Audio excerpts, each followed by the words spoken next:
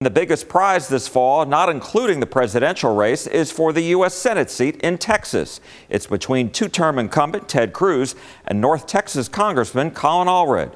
Recent polls showed the change from President Biden to Vice President Kamala Harris at the top of their ticket has excited Democrats and is helping Allred make this a competitive race. The Democrats have put a bullseye on the state of Texas. We're going on offense. All right? Y'all ready? Democrat Colin Allred is hoping to score the equivalent of a political earthquake in Texas, capturing the Senate seat held by Republican Ted Cruz. Two recent polls in Texas have shown Cruz leading Allred by just 2 percentage points. At a rally in the Colony recently, Cruz referred to Allred's speech at the Democratic National Convention. As that entire convention started chanting, "Beat Ted Cruz." Let me tell you right now, you ain't gonna. After Cruz's rally, I asked him about his comment to supporters that he's worried about complacency. We're gonna win in November, but we're gonna win because we're not gonna be complacent, because people are gonna stand up and fight. I've said from the beginning, this is a real race, and they're coming after Texas. Y'all seen the polling? Allred mentioned the tight polls at a recent Dallas event to motivate his supporters. This is a margin that you can make happen, that we can make happen. My body, my choice. Allred is among the Texas Democrats who are pushing for reproductive or abortion rights and against the state's near abortion ban. And I'll tell you one thing, you don't mess with Texas women. At his recent Dallas event, various Texas women who had to leave the state during their troubled pregnancies so they could get an abortion shared their emotional stories.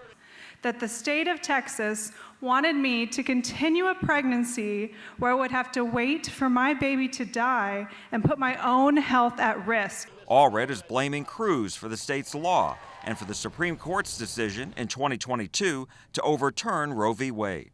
Because you put the judges on the court who took this right away, because you helped elect the legislators who passed these laws at the state level, because you called for these laws to be passed, you celebrated when they were passed. I agree with the Supreme Court that it ought to be the voters, it ought to be the people of Texas, the state legislature in Austin and the governor making the decision about what the rules should be. Listen, I'm pro-life. I want to see every life protected.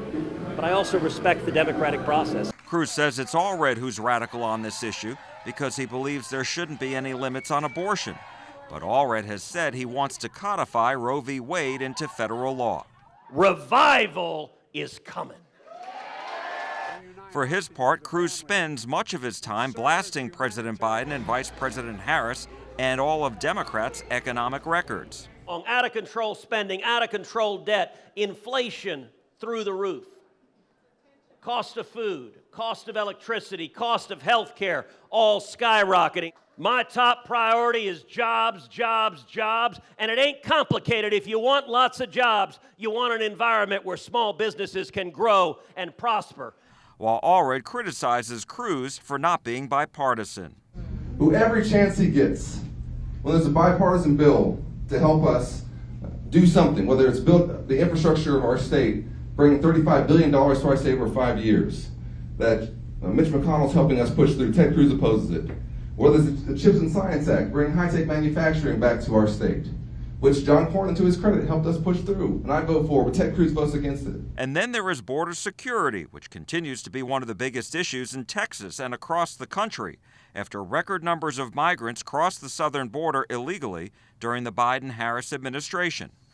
4 years ago, when Donald Trump was in the White House, I worked hand in hand with him to secure the border, and we achieved the lowest rate of illegal immigration in 45 years. Cruz points to Allred's record of repeatedly voting against Trump's border wall and legislation that would deport a migrant if they assaulted a law enforcement officer.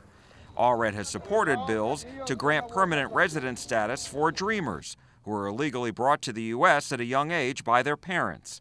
Allred points to Cruz's opposition to a bipartisan border security bill negotiated in the Senate that ultimately died because of a lack of support. And if you refuse to help us secure the border because you want to use it as a problem to run on instead of something to fix, then you should lose your job. We have requested one-on-one interviews with both Senator Cruz and Congressman Allred and hope to bring them to you in the next few weeks.